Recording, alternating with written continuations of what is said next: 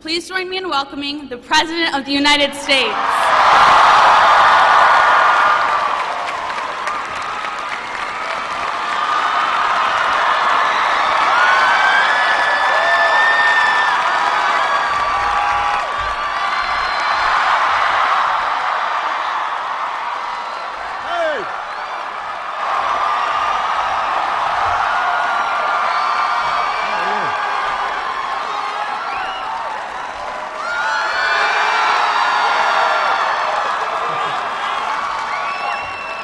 Hello, Michigan! Oh, it is good to be back in Ann Arbor. Thank you, Christina, for that wonderful introduction. I also want to thank your president, Mary Sue Coleman. The mayor of Ann Arbor, John Heefja, is here. My outstanding Secretary of Education, Arnie Duncan, is in the house.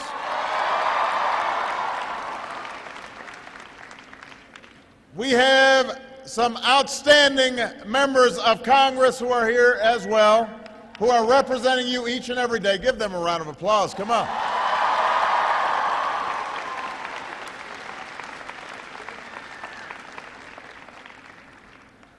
Now, I love you back.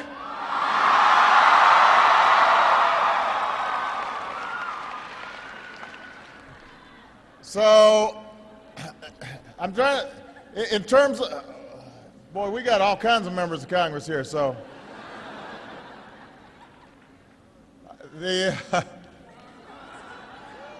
Oh, where's Dinar? Oh. Dinar Robinson's in the house.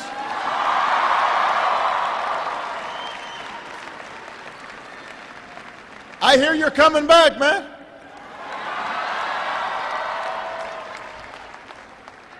That is a good deal for Michigan.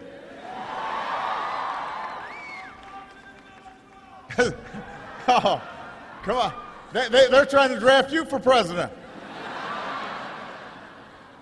He's got to graduate before he runs for president. There's an age limit. Well, it is wonderful to be here. I want to thank all of you for coming out this morning. I know for folks in college, this is still really early. I remember those days. It is good to be in the home of the Sugar Bowl champion Wolverines. So, and with Denard coming back, this will be a team to be reckoned with. I understand your basketball team is pretty good this year, too. All right, go Blue.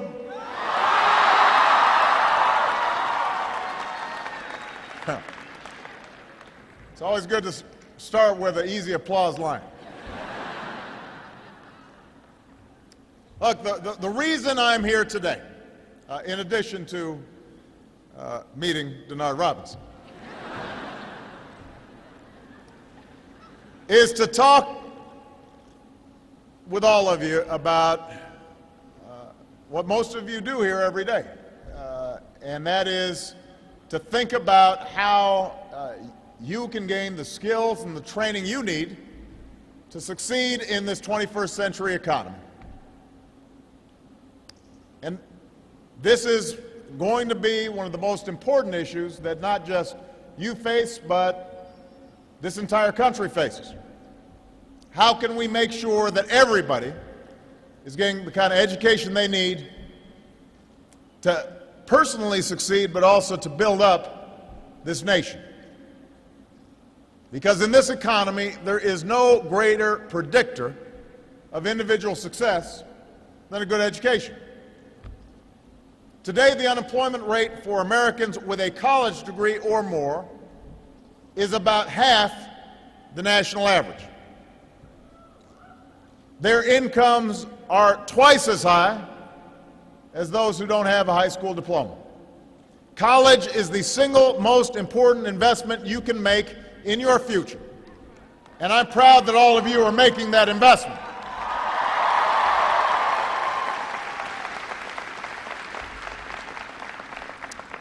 And the degree you earn from Michigan will be the best tool you have to achieve that basic American promise. The idea that if you work hard, if you are applying yourself, if you are doing the right thing, you can do it well enough to raise a family and own a home and send your own kids to college. Put away a little for retirement. Create products or services, be part of something that is adding value to this country and maybe changing the world. That's what you're striving for. That's what the American dream is all about. And how we keep that promise alive is the defining issue of our time. I don't want to be in a country where we only are looking at success for a small group of people. We want a country where everybody has a chance. Where everybody has a chance. We don't want to become a country where a shrinking number of Americans do really well while a growing number barely get by. That's not the future we want. Not the future I want for you. It's not the future I want for my daughters. I want this to be a big, bold, generous country where everybody gets a fair shot. Everybody's doing their fair share. Everybody's playing by the same set of rules. That's the America I know. That's the America I want to keep.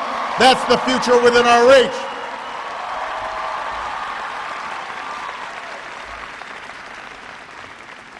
Now, in the State of the Union on Tuesday, I laid out a blueprint that gets us there. Blueprint. It's blue.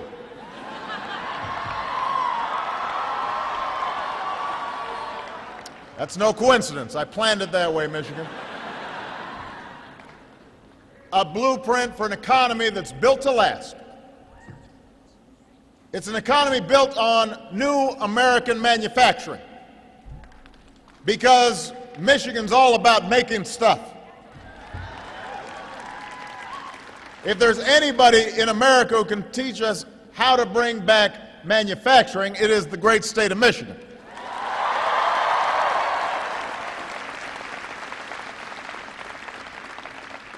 On the day I took office, with the help of folks like Debbie Stabenow, your senator, and Carl Levin, and John Conyers, the American auto industry was on the verge of collapse. And some politicians were willing to let it just die. We said no. We believe in the workers of this state. I believe in American ingenuity. We placed our bets on the American auto industry. And today, the American auto industry is back. Jobs are coming back. 160,000 jobs.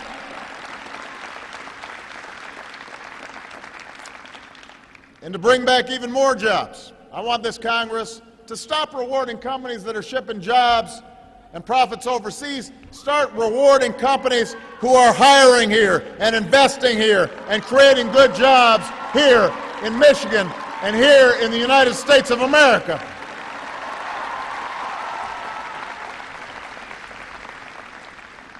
So our first step is rebuilding American manufacturing. And by the way, not all the jobs that have gone overseas are going to come back. We have to be realistic. And technology means that a larger and larger portion of you will work in the service sector as engineers and computer scientists. Oh, there we go. We got the engineering show. There you go. And entrepreneurs. So there's going to be a lot of activity in the service sector, but part of my argument, part of the argument of Michigan's congressional delegation, is that when manufacturing does well, then the entire economy does well. The service sector does well if manufacturing's doing well. So we've got to make sure that America isn't just buying stuff, but we're also selling stuff. all around the world, products stamped with those three proud words, made in America.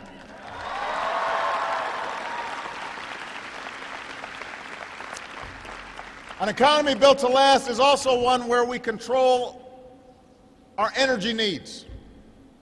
We don't let foreign countries control our energy supplies. Right now, America is producing more of our own oil than we were 8 years ago. That's good news. As a percentage, we're actually importing less than any time in the last 16 years. But I think young people especially understand this. No matter how much oil we produce, we've only got 2% of the world's oil reserves. And that means we've got to focus on clean, renewable energy.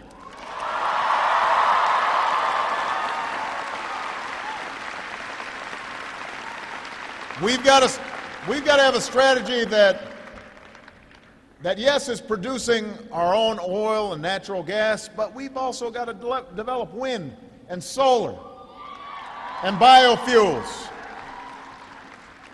And that is good for our economy. It creates jobs, but it's also good for our environment. It's also makes sure that this planet is sustainable. That's part of the future that you deserve. We've subsidized oil companies for a century. That's long enough. Congress needs to stop giving taxpayer dollars to an oil industry that's never been more profitable and double down on a clean energy future that's never been more promising.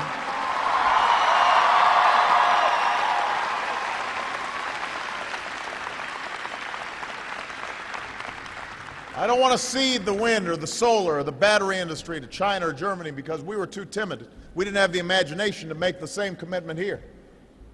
And I want those jobs created here in the United States of America. And I also want us to think about energy efficiency.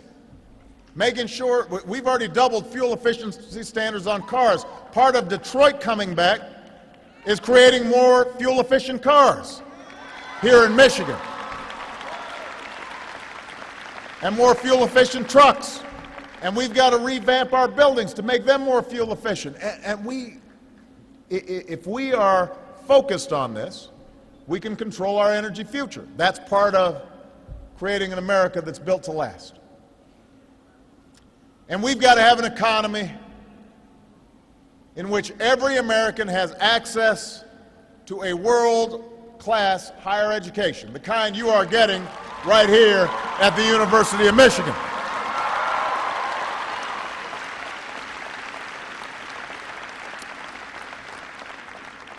You know, my grandfather got the chance to go to college because this country decided that every returning veteran of World War II should be able to afford it. My mother was able to raise 2 kids by herself because she was able to get grants and work her way through school. I am only standing here today because scholarships and student loans gave me a shot at a decent education. Michelle and I can still remember how long it took us to pay back our student loans. I will tell Michelle you said happy birthday.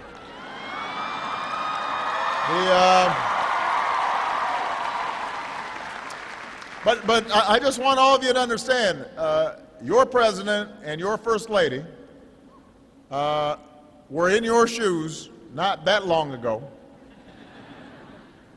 We didn't come from wealthy families. The only reason that we were able to achieve what we were able to achieve was because we got a great education. That's the only reason. And we could not have done that unless we lived in a country that made a commitment to opening up opportunity to all people. The point is, this country has always made a commitment to put a good education within the reach of all who are willing to work for it, and that's part of what helped to create this economic miracle and build the largest middle class in history. And this precedes even college. I mean, we were We helped to begin the movement in industrialized countries to create public schools, public high schools, understanding that as people were moving from an agricultural sector to an industrial sector, they were going to need training. Now we've moved to an information age, a digitalized age, a global economy. We've got to make that same commitment today. Now, we still have, by far, the best network of colleges and universities in the world. Nobody else comes close. Nobody else comes close. But the challenge is it's getting tougher and tougher to afford it. Since most of you were born, tuition and fees have more than doubled. That forces students like you to take out more loans and rack up more debt. In 2010, graduates who took out loans left college owing an average of $24,000. That's an average. Are you waving because you owe $24,000 or?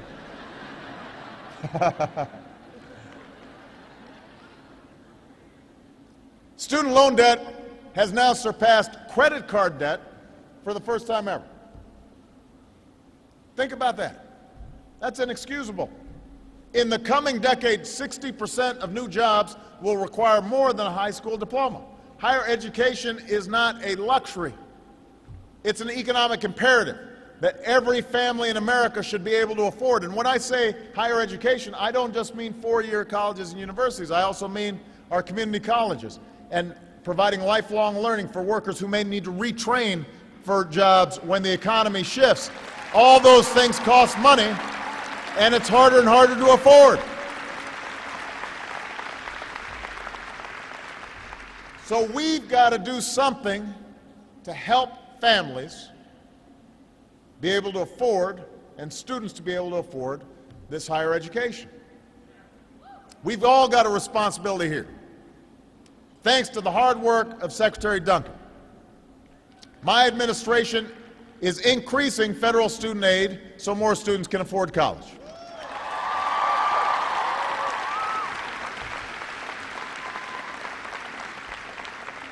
And one of the things I'm proudest of, with the help of all these members of Congress, we won a tough fight to stop handing out tens of billions of dollars in taxpayer subsidies to banks that issue student loans and shift that money to where it should go, directly to the students and to the families who need it.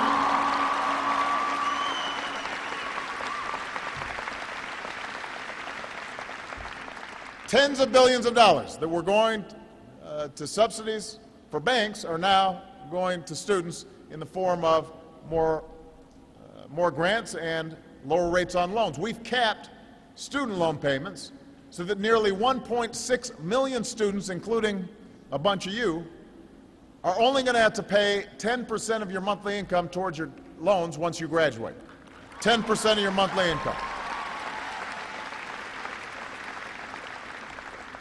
So that's what we've been doing. Now Congress has to do more. Congress needs to do more.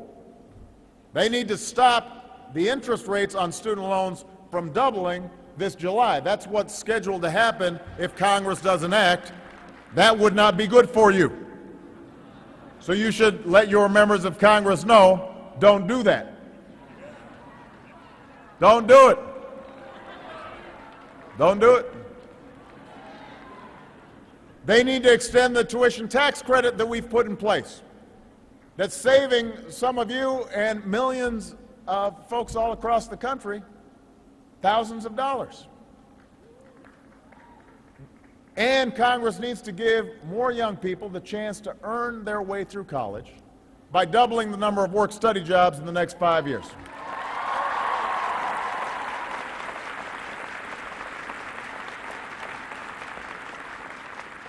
So the administration has a job to do, Congress has a job to do. But it's not just enough to increase student aid. And you can imagine why. Look, we can't just keep on subsidizing skyrocketing tuition. If tuition is going up faster than inflation, faster than even health care is going up, no matter how much we subsidize it, sooner or later we're going to run out of money. And that means that others have to do their part. Colleges and universities need to do their part to keep costs down as well.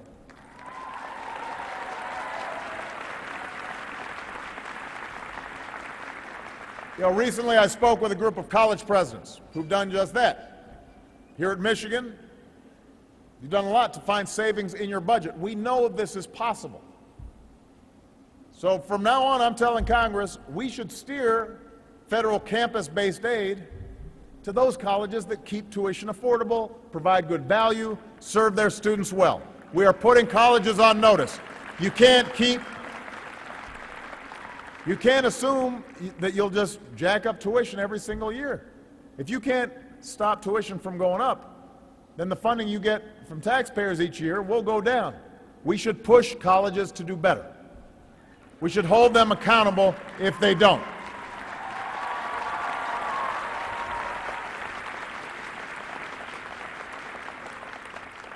Now, states also have to do their part. I was talking to your president, and this is true all across the country. States have to do their part by making higher education a higher priority in their budgets.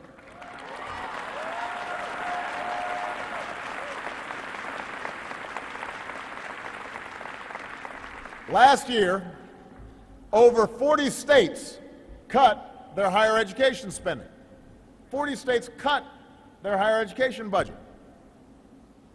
And we know that these state budget cuts have been the largest factor in tuition increases at public colleges over the past decade. So we're challenging states to take responsibility as well on this issue.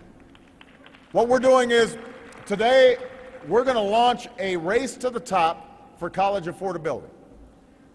We're telling the states, if you can find new ways to bring down the costs of college and make it easier for more students to graduate, we'll help you do it. We will give you additional federal support if you are doing a good job of making sure that all of you aren't loaded up with debt when you graduate from college.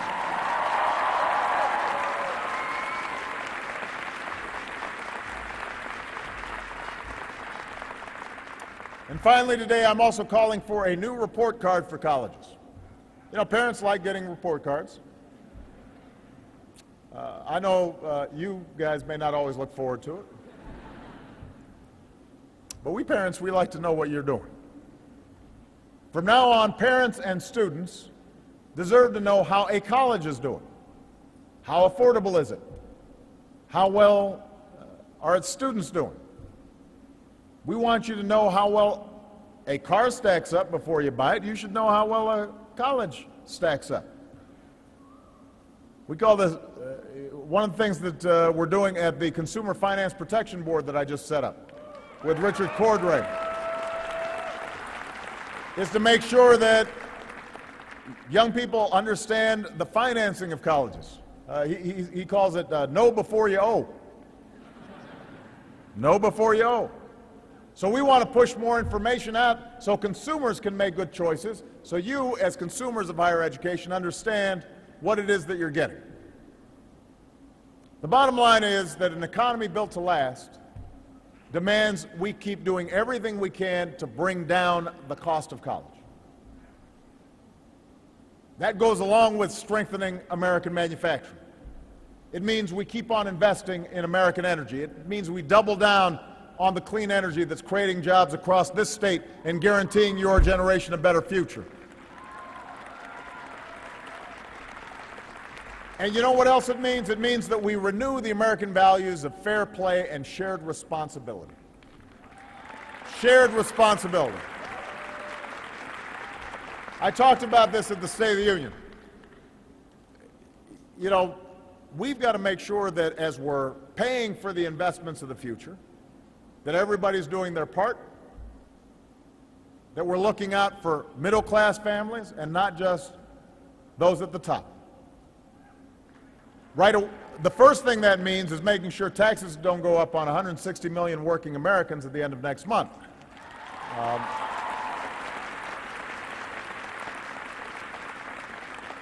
People can't afford to lose $40 out of every paycheck, not right now.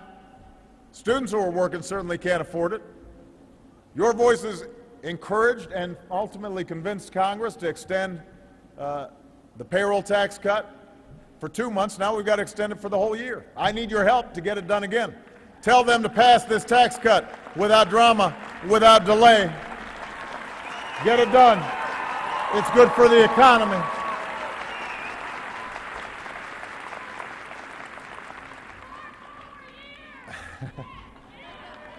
Okay.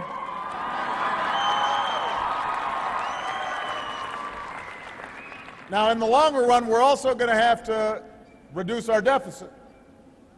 We've got to invest in our future, and we've got to reduce our deficit. And to do both, we've got to make some choices.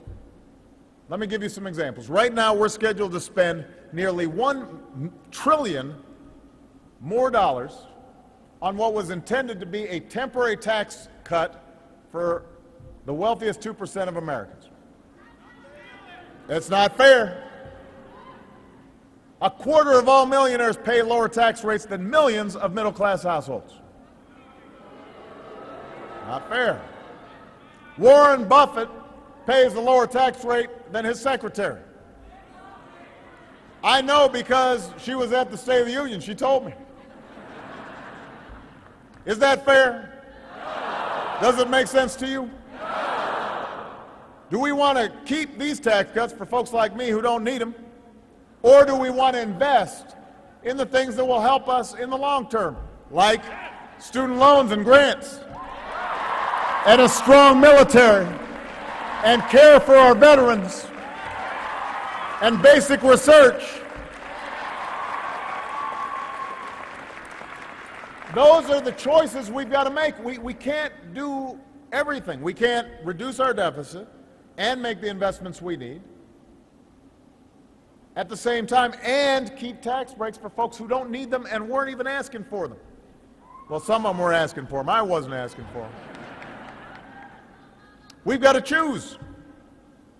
When it comes to paying our fair share, I believe we should follow the Buffett rule. If you make more than $1 million a year, and I hope a lot of you do after you graduate, then you should pay a tax rate of at least 30%. On the other hand, if you decide to go into a less lucrative profession, you decide to become a teacher, and we need teachers.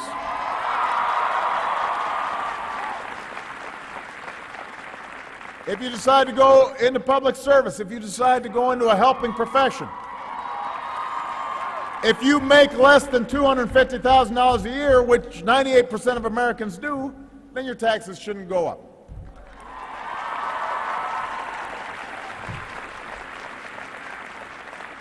This is part of the idea of shared responsibility. I know a lot of folks have been running around calling this class warfare. I think asking a billionaire to pay at least as much as a secretary in taxes is just common sense.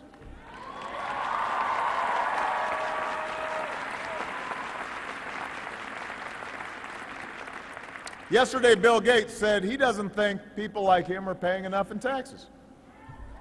I promise you, Warren Buffett's doing fine, Bill Gates is doing fine, I'm doing fine. They're definitely doing fine. We don't need more tax breaks. There are a lot of families out there who are struggling, who've seen their wages stall, and the costs of everything from a college education to groceries and food have gone up. You're the ones who need that. You're the ones who need help. And we can't do both. You know, there have been some who've been saying, well, you know, the only reason you're saying that is because you're trying to stir people up, make them envious of the rich. People don't envy the rich. When people talk about me paying my fair share of taxes, or Bill Gates or Warren Buffett paying their fair share, the reason that they're talking about it is because they understand that, you know, when I get a tax break that I don't need, that the country can't afford, then one of two things are going to happen. Either the deficit will go up and ultimately you guys are going to have to pay for it, or alternatively, somebody else is going to foot the bill. Some senior who suddenly has to pay more for their Medicare, or some veteran who's not getting the help that they need readjusting after they have defended this country, or some student who's suddenly having to pay higher interest rates on their student loans. We do not begrudge wealth in this country. I want everybody here to do well.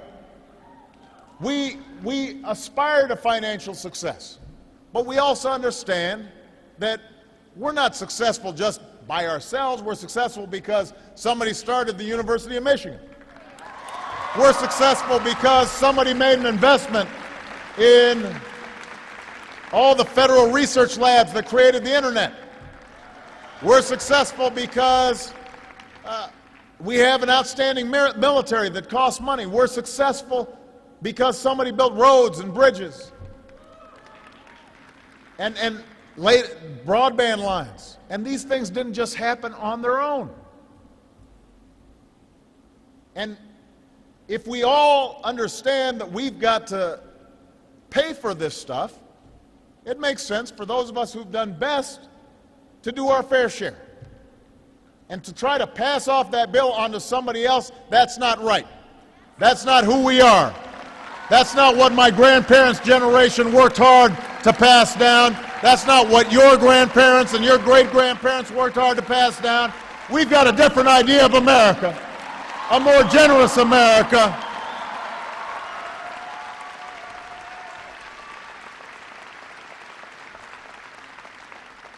Everybody here is only here because somebody somewhere down the road decided we're going to think not just about ourselves but about the future.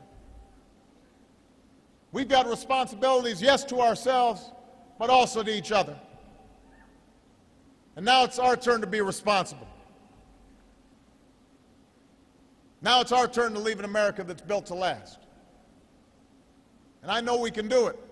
We've done it before, and I know we can do it again because of you. When I meet young people all across this country with energy and drive and vision, despite the fact that you've come of age during a difficult, tumultuous time in this world, it gives me hope. You inspire me. You're here at Michigan because you believe in your future.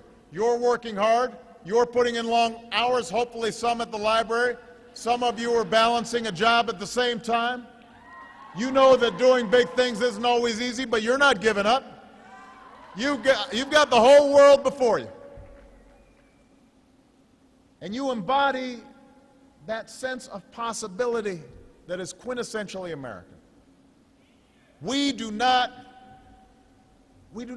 shrink from challenges. We stand up to them. And we don't leave people behind. We make sure everybody comes along with us on this journey that we're on. That's the spirit right now that we need, Michigan. Here in America, we don't give up. We look out for each other. We make sure everybody has a chance to get ahead. And if we work in common purpose, with common resolve, we can build an economy that gives everybody a fair shot. And we will remind the world just why it is that the United States of America is the greatest nation on earth. Thank you, everybody. God bless you. God bless the United States of America. Thank you.